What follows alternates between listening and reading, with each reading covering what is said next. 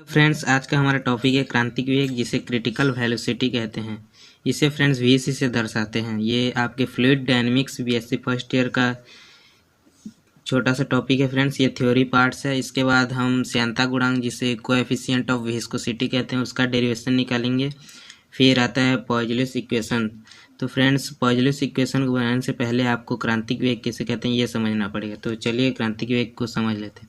तो फ्रेंड्स, इसमें आपको इसकी परिभाषा या डेफिनेशन में लिखना है। तरल का प्रवाह जब तक धारा रेखीय, मतलब फ्रेंड्स जो तरल का प्रवाह क्या होता है, दो प्रकार का होता है, धारा रेखीय और विक्षोभ, जिसे स्ट्रीमलाइन और टर्बुलेंट फ्लो कहते हैं। तो धारा रेखीय प्रवाह बना रहता है जब तक, कब तक धारा रेखीय प्रवाह बना रहता है फ्रेंड्स, जब तक कि तरल का वेग क्या एक निश्चित मान या उससे कम होता है। इस निश्चित वेग को क्या कहते हैं, क्रांतिक वेग कहते हैं। मतलब फ्रेंड्स बोला गया है कि क्रांतिक वेग क्या होता है, एक निश्चित वेग होता है जहाँ तक किसी तरल का प्रवाह क्या होता है, धारा रेखीय बना रहता है। इसमें फ्रेंड्स एक वैज्ञानिक थे रेनॉल्ड, उन्होंने बताया कि अलग अलग द्रवों के लिए क्रांतिक वेग का मान क्या होता है, अलग अलग होता है। वैज्ञानिक रेनॉल्ड के अनुसार यदि कोई द्रव किसी नली में प्रवाहित हो रहा है तो उसका क्रांतिक वेग क्या होगा।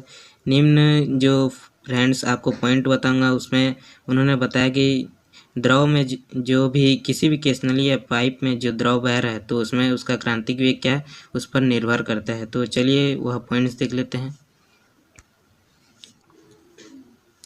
फ्रेंड्स, वैज्ञानिक रेनॉल्ड ने बताया कि जो द्रव का घनत्व होता है वो क्रांतिक वेग के कैसे होता है, व्युत्क्रमानुपाती होता है। अर्थात द्रव के घनत्व रो जो होता है व्युत्क्रमानुपाती होता है किसके, क्रांतिक वेग के।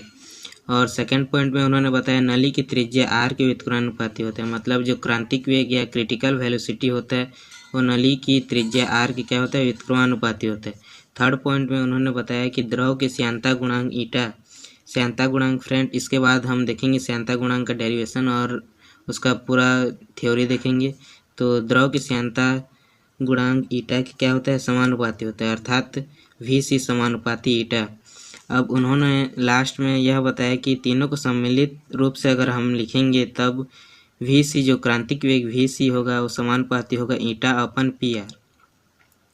तब फिर उन्होंने इस समानुपाती चिन्ह को हटा के एक क्या कांस्टेंट लगाया K, VC = K ईटा अपन PR, जहाँ K को क्या कहते हैं, एक नियतांक है जिसे रेनॉल्ड संख्या कहते हैं।